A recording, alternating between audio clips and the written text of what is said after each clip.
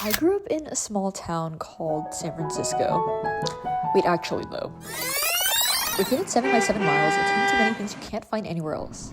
This bridge, nice sunsets, and the Academy of Sciences. That's where I used to go to see the stars through the lens of their planetarium. In San Francisco, the stars just never seemed to be out.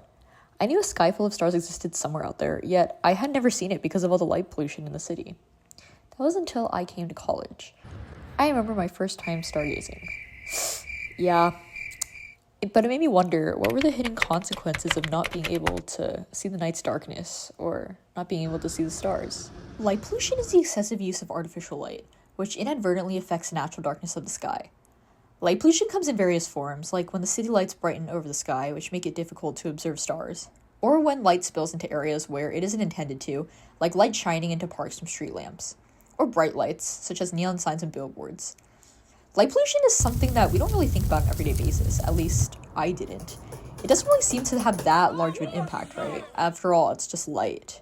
Or that's what I thought. And even then, what can we do about it? We need the light to see. But besides not being able to see the stars as an everyday Joe, light pollution actually has significant impacts on astrophysicists' ability to study cosmology.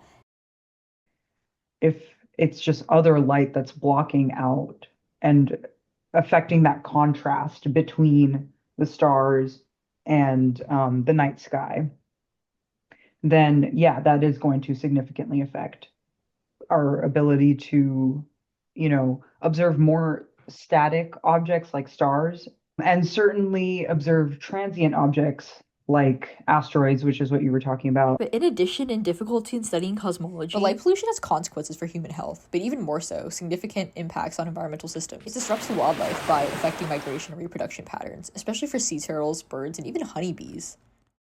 My research actually is one of the first papers to actually describe the effects of artificial light at night, light pollution on honeybee behavior. And we found that over time, it significantly impacted their sleep behavior. So bees were sleeping significantly less under constant light versus bees in constant darkness. And if you think about the natural biology of bees, typically they like to create nests in closed spaces. So there's not much natural light that's peeking through their nest. And so this was a really cool application to show, if honeybees are swarming and they're, obviously traveling to create new nests, they're going to have some sort of natural implication to this light source. And obviously, as urbanization increases, that these light sources are not going to go away. So it was kind of like, how does it affect honeybees in general, and what can we do about it? So what can we do about it? This question stuck with me as there's only one easy answer: to just turn off unnecessary lights. In fact, Flagstaff, Arizona became the world's first international dark sky city, and their hours are from 8 a.m. to 4:30 p.m. And believe it or not, turning off the lights when you don't need them can actually have a pretty significant impact, both for your wallet and for the environment. In fact, I think a lot of environmental issues that we face nowadays stem from small acts, like taking showers for too long, leaving the lights on, or forgetting that reusable bag at the grocery store. Doing small things every day to mitigate environmental impact can actually go a really long way if we all do it together collectively.